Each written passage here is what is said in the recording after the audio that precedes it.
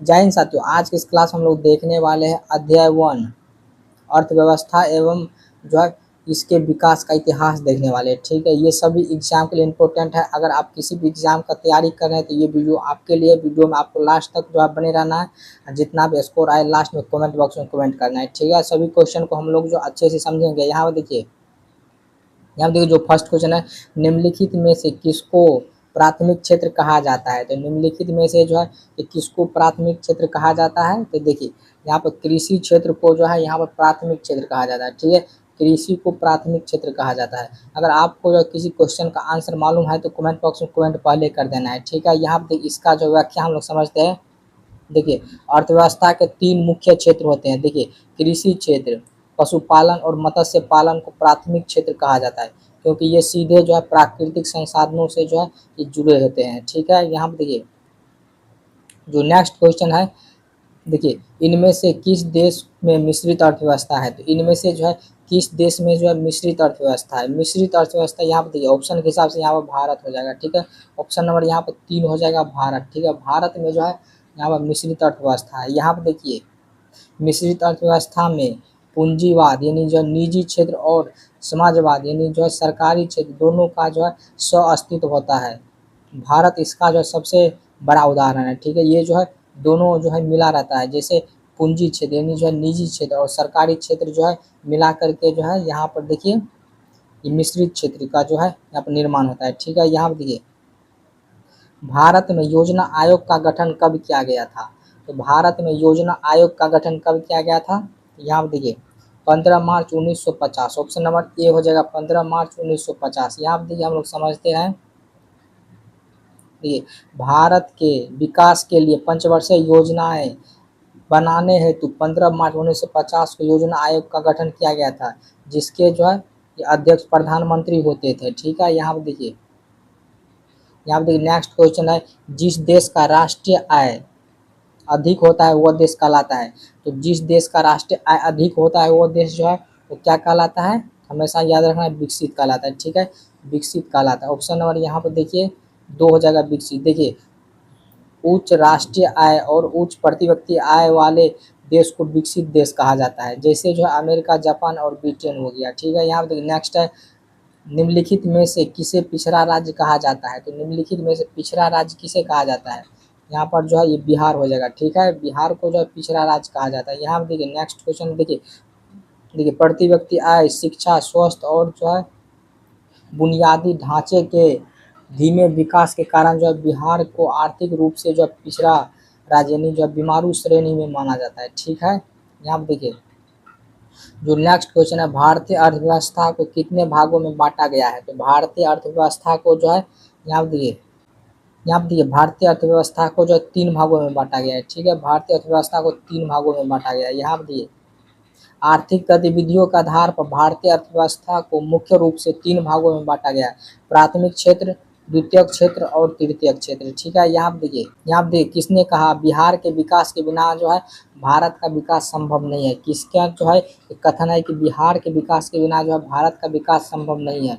ये जो है देखिए APJ अब्दुल कलाम जी का जो है ये जो है ये कहा था। ठीक है, APJ अब्दुल कलाम का ये जो स्टेटमेंट है। ठीक है, यहाँ देखिए भारत के पूर्व राष्ट्रपति डॉक्टर APJ अब्दुल कलाम का मानना था कि भारत के समग्र विकास के लिए बिहार जैसे संसाधन समृद्ध और धनी आबादी वाली जो है राज्य का आगे बढ़ना जो है अनिवार्य है। ठीक है, यहाँ पर देखिए नेक्स्ट है, गरीबी रेखा से नीचे ग्रामीण क्षेत्र की प्रति व्यक्ति कितनी जो है कैलोरी है। तो कितनी कैलोरी है, तो यहाँ देखिए 2400 कैलोरी लगभग। ठीक है, 2400 कैलोरी। ऑप्शन नंबर यहाँ पर 3 हो जाएगा। यहाँ पर देखिए ग्रामीण क्षेत्र में शारीरिक श्रम अधिक होता है, इसलिए जो है वहाँ प्रति दिन कम से कम जो है यहाँ पर 2400 कैलोरी की ज़रूरत तय की गई है। ठीक है, शहरी क्षेत्र के लिए जो है यह सीमा 2100 कैलोरी है। शहरी क्षेत्र के लिए 2100 कैलोरी। यहाँ पर देखिए नेक्स्ट क्वेश्चन है, किस अर्थशास्त्री ने कहा था कि गरीबी कैंसर रोग की तरह है। गरीबी कैंसर रोग की तरह ये जो है ये किस अर्थशास्त्री ने कहा था। यहाँ पर देखिए ये कुजनेट ने। ठीक है, यहाँ पे कुजनेट या जो है कुजनेट, ये आपको जो है ध्यान रखना है। ठीक है, ऑप्शन नंबर ए हो जाएगा। यहाँ पे देखिए प्रसिद्ध अर्थशास्त्री कुजनेट या कुजनेट ने कहा था कि जिस तरह कैंसर शरीर को धीरे धीरे खत्म कर देता है जो है, उसी तरह गरीबी देश की अर्थव्यवस्था को जो है अंदर से खोखला कर देता है। ठीक है, ये किसका कथन है? यहाँ पे देखिए कुजनेट का। यहाँ पे देखिए बिहार में पिछड़ेपन दूर करने का तरीका, तो बिहार में पिछड़ेपन दूर करने का तरीका क्या है? यहाँ पे देखिए जनसंख्या पर नियंत्रण अगर रहेगा तो पिछड़ापन जो ये दूर हो जाएगा। उसके बाद जो है यहाँ पर ईमानदार प्रशासन भी होना चाहिए। ठीक है, ईमानदार प्रशासन होना चाहिए, तभी जो ये पिछड़ापन दूर होगा और जो औद्योगिक विकास होगा। ठीक है, अगर जो है देश में जो है औद्योगिक विकास होगा, यानी जो यहाँ पर बिहार का बात हो रहा है, तो बिहार में जो है उद्योग का विकास होगा, तभी जो है यहाँ पर पिछड़ापन जो है दूर होगा। तो उपयुक्त सभी हो जाएगा। ठीक है, ऑप्शन नंबर यहाँ पर 4 हो जाएगा, उपयुक्त सभी। यहाँ देखिए बिहार के विकास के लिए तीव्र गति से बढ़ती जनसंख्या को रोकना, उद्योगों को बढ़ावा देना। ठीक है, यहाँ ये जो है ऑप्शनल, और भ्रष्टाचार मुक्त प्रशासन लागू जो है करना बेहतर जरूरी है। यहाँ पे देखिए नेक्स्ट है बिहार के किस भाग में बाढ़ ज़्यादा आती है?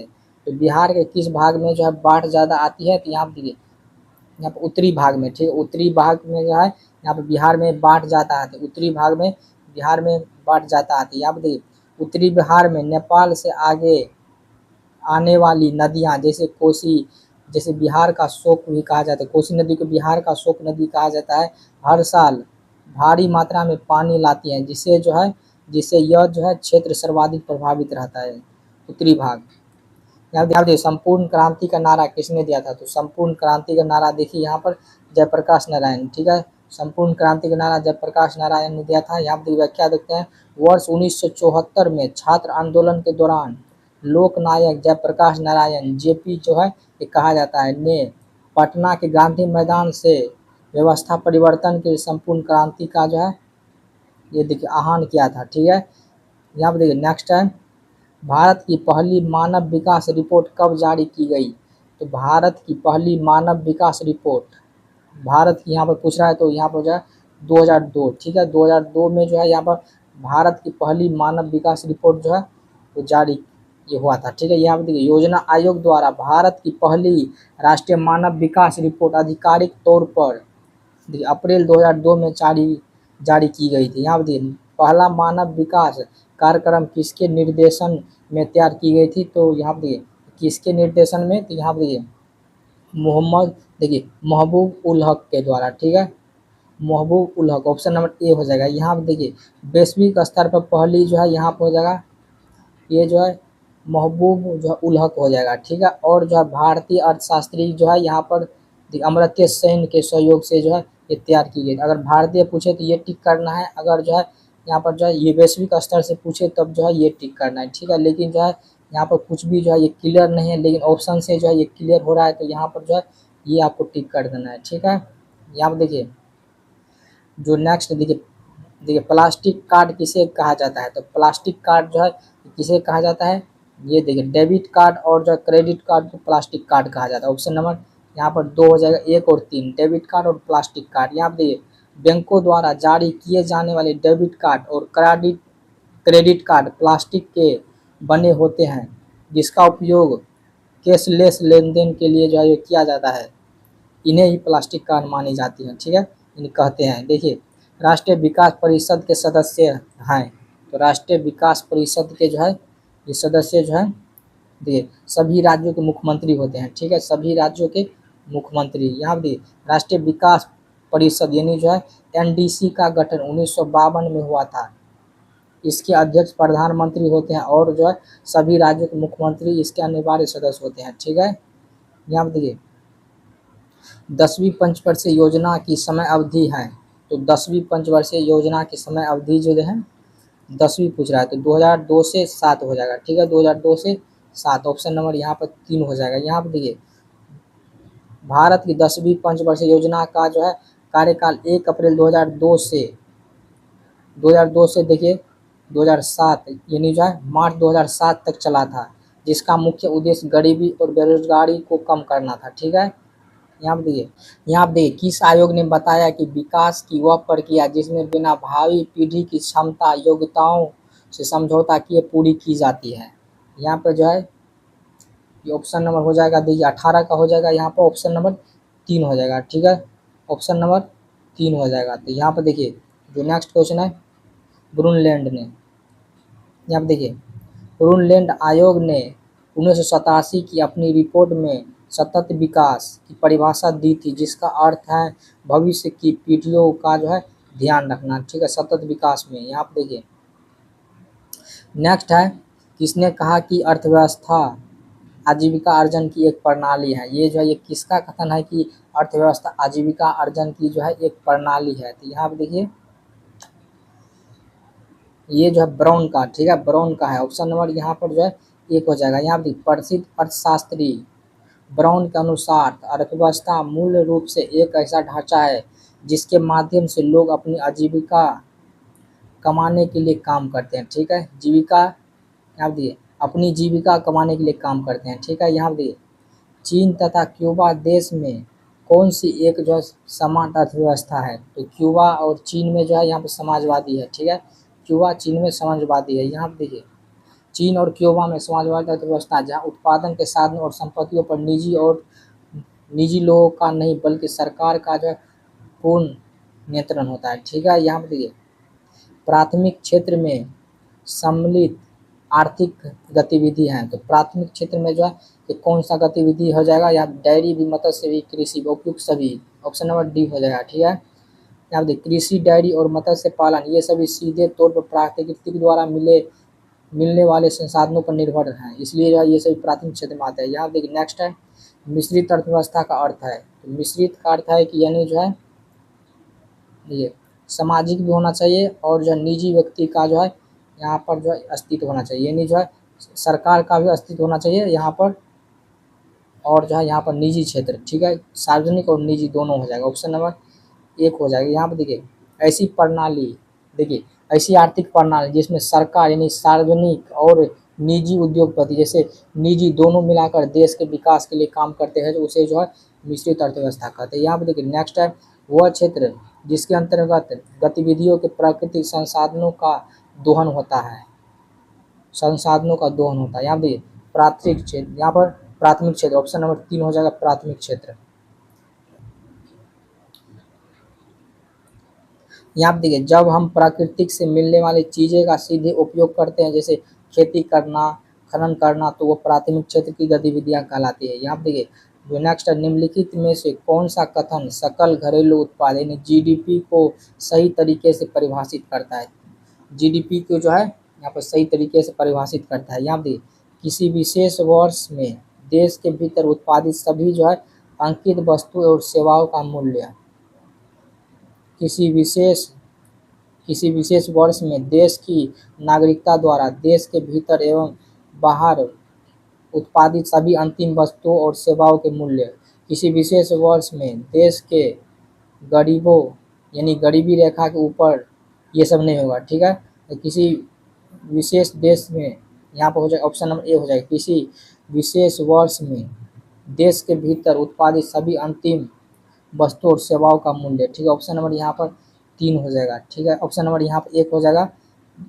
देखिए नेक्स्ट है, देखिए जीडीपी का मतलब होता है कि एक साल के अंदर देश के घरेलू सीमा के भीतर बनने वाले सभी अंतिम वस्तुओं और सेवाओं का जो है यहाँ पर मौद्रिक मूल्य होता है, ठीक है। यहाँ पर देखिए नेक्स्ट है प्राथमिक, द्वितीयक और तृतीयक क्षेत्र में जो है ये गतिविधियाँ डैश है। तो प्राथमिक और द्वितीयक और जो है ये तृतीयक क्षेत्र में गतिविधियाँ जो है यहाँ पर डैश है। तो यहाँ पर देखिए ये हो जाएगा ऑप्शन नंबर यहाँ पर जो है 1 हो जाएगा, एक दूसरे पर निर्भर, ठीक है, एक दूसरे पर निर्भर हो जाएगा, यानी जो है अन्वय शरीक, ठीक है। देखिए नेक्स्ट है, देखिए अर्थव्यवस्था के तीनों क्षेत्र आपस में जुड़े हैं, ठीक है, यही जो है ये कहना है। यहाँ पे देखिए जो नेक्स्ट है, देखिए सामाजिक वैज्ञानिकों के अनुसार निर्धनता में डैश शामिल है। तो निर्धनता में जो है देखिए कुपोषण के काम, यहाँ पे कुपोषण के कारण समग्र प्रतिरोध का अभाव, स्वस्थ सेवा तक पहुंच का अभाव, सुरक्षित पेयजल तक पहुंच का अभाव, तो उपयुक्त सभी हो जाएगा, ठीक है, उपयुक्त सभी। देखिए अब समझते हैं यहाँ पर देखिए आधुनिक समय में गरीबी सिर्फ पैसे की कमी नहीं, सामाजिक वैज्ञानिक मानते हैं कि अच्छा खाना, देखिए स्वास्थ्य सेवा और जो है साफ पानी का अभाव जो है इन ये देखिए निर्धनता का हिस्सा है, ठीक है, निर्धनता का हिस्सा है। यहाँ पे देखिए किसी बैंक में कार्यरत मैनेजर को किस क्षेत्र में शामिल किया जाता है, तो यहाँ पे देखिए बैंक में, यहाँ पर हो जाएगा सेवा क्षेत्र हो जाएगा, ठीक है। अब तृतीय क्षेत्र हो जाएगा सेवा क्षेत्र। यहाँ पे देखिए तृतीय क्षेत्र को सेवा क्षेत्र यानी जो है सर्विस सेक्टर भी कहा जाता है, क्योंकि बैंक मैनेजर वित्तीय सेवाएं देते हैं, इसलिए जो है ये तृतीय क्षेत्र हो जाएगा, ठीक है। यहाँ देखिए नेक्स्ट है भारत में प्रचंड बेरोजगारी यानी छिपी हुई बेरोजगारी, ठीक है।